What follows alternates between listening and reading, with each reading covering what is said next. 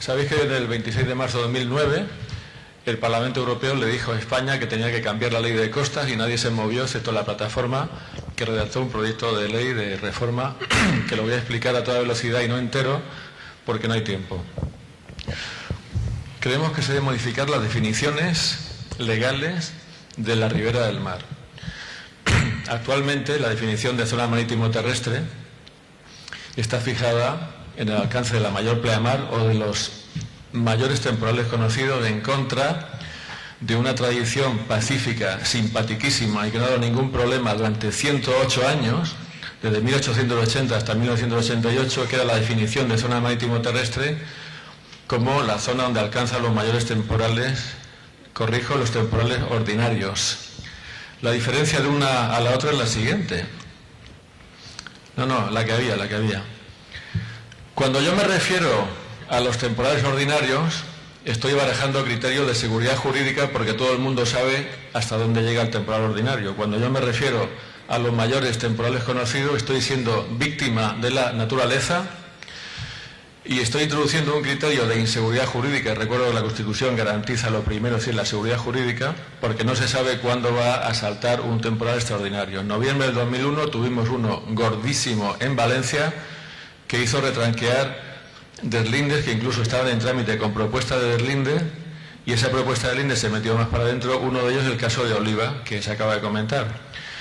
El 13 de marzo de 2008, una broma de la naturaleza produjo que las olas saltaran por encima de los paseos marítimos de San Sebastián, Gijón, Santander y otras ciudades de la cornisa cantábrica sin que el gobierno hiciera absolutamente nada, porque no es político, ni es conveniente, ni parece propio de personas sensatas meterse en el casco viejo de San Sebastián a decirle a estos señores: oiga, ustedes, esta peluquería, esta papelería y esta librería son dominio público y ya no son de ustedes. ¿Qué es lo que le dijeron a los vecinos de Oliva? Porque allí parece que el tema pues como que impone más. Entonces, no puede ser el Estado rehén de la naturaleza.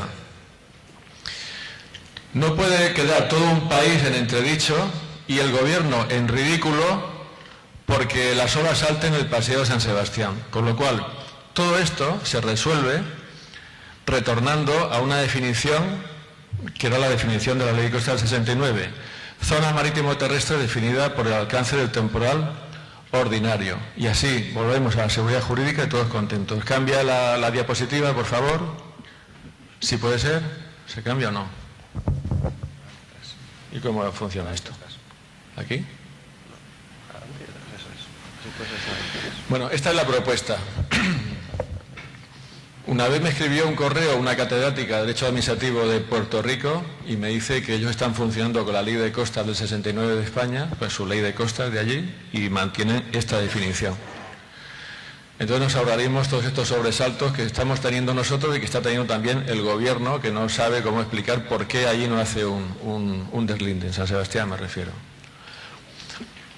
Vale, esto lo voy a pasar porque si no, no acabamos nunca.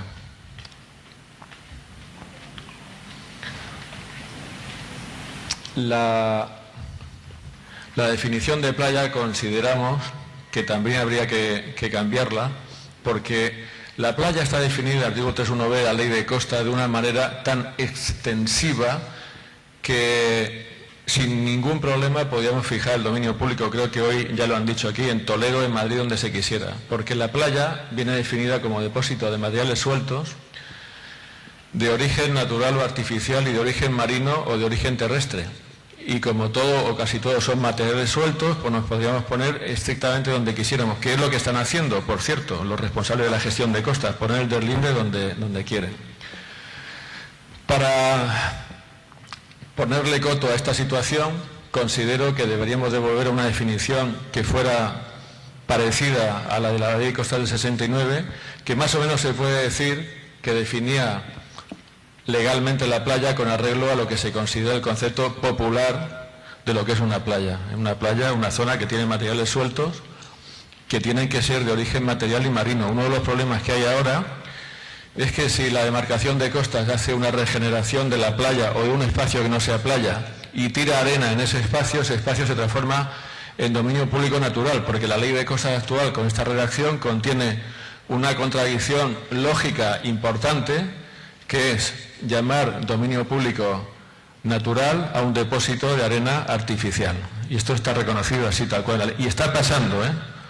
En la rueda de prensa que hicimos hace 2 años para medios de comunicación extranjeros ya contamos cómo había sucedido esto en la playa de Sesella, en La Coruña, y ahora en Villarrube también lo están haciendo, tirando arena encima del bosque. Hay muchos problemas con la incorporación de la duna al dominio público y con la definición legal de duna y su aplicación en la práctica. Sabéis que la ley de costa dice todas las dunas son dominio público y que el reglamento de costa dice las dunas fijadas por la vegetación que no sean necesarias para la estabilidad de la playa, defensa de la costa, estas quedan fuera del dominio público. Y posiblemente muchos sabéis también que en la práctica de los tribunales, cuando vamos a defender un caso decimos no, es que estas dunas son fijadas por la vegetación, incluso con estudios técnicos de ingenieros, etcétera, nos contestan y nos dicen, miren, no me dé la tabarra, dice la ley que todas las dunas son dominio público, pues olvídese del tema. Entonces, considero que el concepto legal de duna también se tendría que corresponder con lo que estamos dispuestos popularmente a entender como una duna. No hace falta que nos vayamos al Sáhara, pero tendrían que ser dominio público ya de forma definitiva las dunas en movimiento, y ya dejaríamos a las dunas fijas en paz, ¿eh? Y sin ninguna duda las dunas fijas dejarían de ser dominio público, que es lo que se está utilizando para meterlo tan para adentro el Der Linde. En Famara, en la caleta de Famara, en otra parte de lo que he explicado hoy, lo metieron 800 metros para adentro. Y cuando fueron a hacer el apeo, se lo pensaron mejor y lo sacaron otra vez 750 metros para afuera y se quedaron solo con 50 metros. Entonces, estos vaivenes son porque depende de criterios absolutamente subjetivos y de oportunidad. El expediente de recuperación posesoria es un tipo de procedimiento muy sumario, muy rápido, que está previsto para casos de usurpación del dominio público. Ahí solamente tenemos 8 días para formular unas alegaciones de defensa y a continuación, rápido, se aprueba la recuperación posesoria y te vas de aquí y además se derriba. La recuperación posesoria yo creo que está recogida en la ley y en el reglamento de costas para los casos obvios y desvergonzados de ocupación ilegítima. En cambio, se está aplicando a situaciones heredadas. Es decir, no es que yo haya dicho un momento, es que me apetece hacerme un chalet en medio de la Malvarrosa. No, es que estamos en una situación heredada con una vivienda hecha en los años 30, 40, 50, con registro de la propiedad, con todo. Viene el Der Linde, nos lo meten dentro. ¿Y esta persona por qué la tienen que considerar como un peligroso social y como un delincuente? ¿Y por qué a Valeriano Rodríguez, que tenía una carpintería en San Sebastián de la Gomera, le tienen que tirar la carpintería abajo cuando el edificio estaba inscrito en el registro de propiedad desde 1920? Entonces, creo que lo menos que se puede hacer es que para estas situaciones heredadas, si la ley dice que lo que era ilegal hay que derribarlo, si es que hay que derribarlo, lo menos que se puede hacer es tramitar un expediente administrativo con todas las garantías, con fase de prueba, con vista y audiencia, porque muchas veces estas personas necesitan traer informes, traer certificaciones del registro de la propiedad, pedir un informe a un arquitecto, investigar el registro histórico del registro de la propiedad para ver si la propiedad es anterior a 1880, en cuyo caso tendría una concesión, y no pueden, porque esto es un suspiro. Uno se convierte en ciudadano digno, legítimo y sensacional en un delincuente porque tenga la mala suerte de que un Der Linde se le meta por dentro, y entonces es que no le dan ni derecho a la defensa prácticamente. Esta es la propuesta, que los expedientes que se refieren a situaciones heredadas, pues que se tramiten con un procedimiento en el cual uno tenga tiempo de suspirar y tenga tiempo de pedir informes.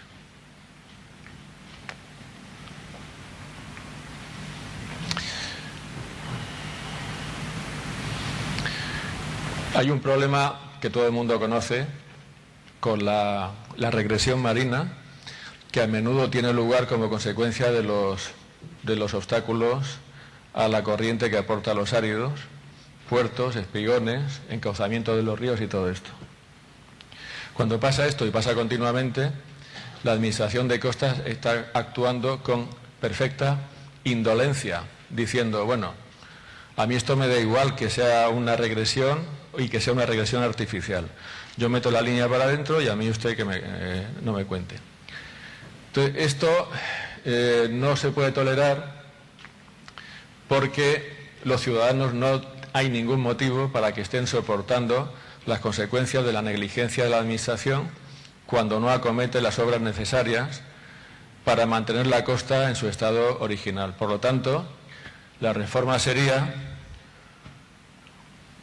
que no se pueda hacer un expediente de deslinde en una zona que esté sometida a regresión por motivos artificiales hasta que la Administración no haya puesto los medios técnicos para devolverla al estado natural y después se hace un deslinde o 100 deslindes. Es que además aquí hay un mecanismo perverso, como veremos luego en la película, porque estaba comentando el año pasado en el Parlamento Europeo, es que por lo menos en Corinto, Malvasú y las Casas de Queralt meten el deslinde para atrás porque hay regresión y una vez que se han comido todo lo comible, en este caso las Casas de Queralt, que se las han comido enteras, pues ahora es cuando hacen un expediente, un proyecto para regenerar la playa. Después, antes no, siempre después.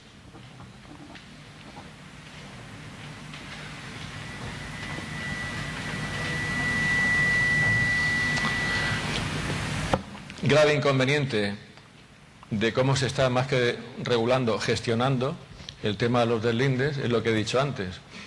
Se prueba un deslinde, hay muchas personas que tienen derecho a la concesión de la transitoria primera como compensación, la Administración lo tiene que dar de oficio, pero no hacen absolutamente nada y dan lugar a una situación de limbo jurídico en el cual nadie sabe cuáles son sus derechos y sus obligaciones. Y entonces, para impedir que se produzca esta situación de limbo jurídico, creo que sería necesario que con la tramitación, establecer más condiciones para la tramitación de los expedientes del INDE, para que con la tramitación de cada expediente no solamente estuviéramos pendientes de por dónde tiene que venir la línea, sino también que se hiciera una pieza separada en donde se recogieran todos los derechos que tienen que ver con aspectos, todas las cuestiones que tienen que ver con aspectos patrimoniales. Los derechos de propiedad, las escrituras, si este señor tiene derecho a la concesión o no tiene derecho a la concesión, y así cuando se aprobara el expediente se aprobaría la línea y se determinarían ya directamente las concesiones. Es que ellos tienen mucha prisa por deslindar. José Fernández, cuando era director general, el hombre iba a la rueda de prensa y decía, no, es que yo he deslindado tantos kilómetros de costa, pero esto sigue siendo exactamente lo que he dicho esta mañana.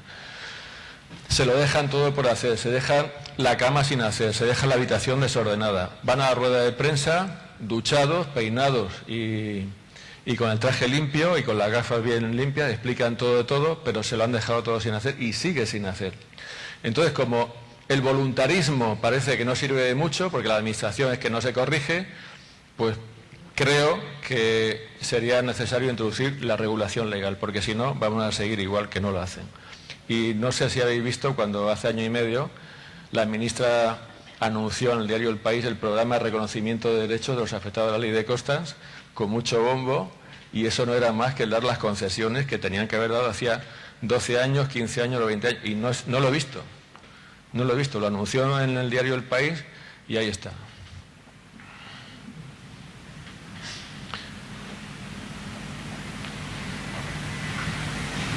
Es que si no me salto cosas no acabamos hoy, ¿eh?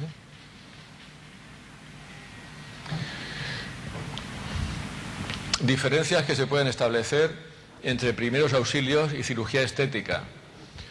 Eso es una playa artificial, absoluta y totalmente artificial, que están haciendo en Candelaria, en donde nada más que había un acantilado. 20 millones de euros. Y nada más que había un acantilado. Ahí de playa nada. Entre otras cosas, con esto se está cumpliendo un objetivo que es contrario al fin de la ley de costas, que es frenar la presión urbanística sobre el litoral. En este caso es todo lo contrario. ¿Por qué motivo? Tenemos que admitir que haya amplios sectores de costa regresiva, donde la gente está teniendo miedo físico a que se le meta la hora en el comedor o en el dormitorio, porque los gestores del tema de costas no ponen los medios necesarios para contener ese problema o para situar la costa donde estaba antes de situar el obstáculo que sea. Puerto de Burriana, Puerto de Valencia, la desembocadura del Júcar, del Segura, lo que sea. Y al mismo tiempo, la administración que no hace eso, que se supone todo el mundo entiende que lo debería hacer porque es su responsabilidad, saca de la hucha 20 millones de euros y hace una obra lujosa para meter una playa donde la naturaleza no quiso que hubiera una playa. Entonces creo que por coherencia se tendría que introducir una nueva regulación legal en la cual no se pudiera hacer una obra de playas nuevas, y esto que podríamos llamar cirugía estética del litoral, mientras otras partes de la costa necesitarán cuidados paliativos. Esto se desprende de la pura coherencia. En teoría, si tuviéramos sensatez y fuéramos unos tíos y unas tías fantásticas, pues no habría necesidad de ponerlo en una ley, pero es que hace falta, porque es que ya se está viendo que esa coherencia es la teoría y no funciona. Entonces ponemos una nueva regulación legal en la que se diga, no, usted primero, donde haya problemas graves de regresión, usted esto lo arregla y luego hace el lujo que quiera y se pone, en fin, botox o lo que le guste. Y con esto yo creo que ya voy a terminar. La clave de todos los problemas de la ley de costas, ya he dicho esta mañana, que es la expropiación sin indemnización y la pretensión del Estado de vivir por encima de sus posibilidades reales porque quiere hacer algo que no lo puede pagar. Quiere recuperar la duna, quiere devolver la virginidad a las playas y la belleza al paisaje, pero sin asumir el coste.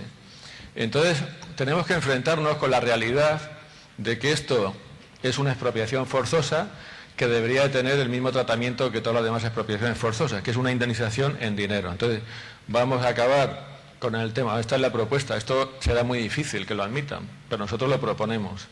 Vamos a acabar con este teatrillo y esta escenografía de la indemnización en especie mediante la concesión y vamos a ir a hacer un pago. Y entonces, si tuvieran que pagar por cada metro cuadrado que meten la línea más para adentro, pues no tendríamos esas alegrías que estamos viendo ahora, ¿no? Y a lo mejor habría que hacerlo de otra forma y establecer zonas testigo, ¿no?, en las costas. Por ejemplo, he puesto una diapositiva hoy de Isla Cristina, donde era todo verde y no había casi nada de nada. Pues bueno, a lo mejor puede ser una buena fórmula. Si tienen que poner la línea más para adentro y tienen que expropiar para eso, pues que se haga en esa zona y no en las zonas urbanas. Y así pues servían de testigo, eso se podrá pagar y más o menos así todos contentos, ¿no? Junto con ello, pues claro, la prohibición de la retroactividad, pero es que ya he dicho que el tema de la retroactividad, aunque es muy sutil y Montoya lo ha discutido esta mañana, y ahí hay una sutileza de concepto difícil de aprender.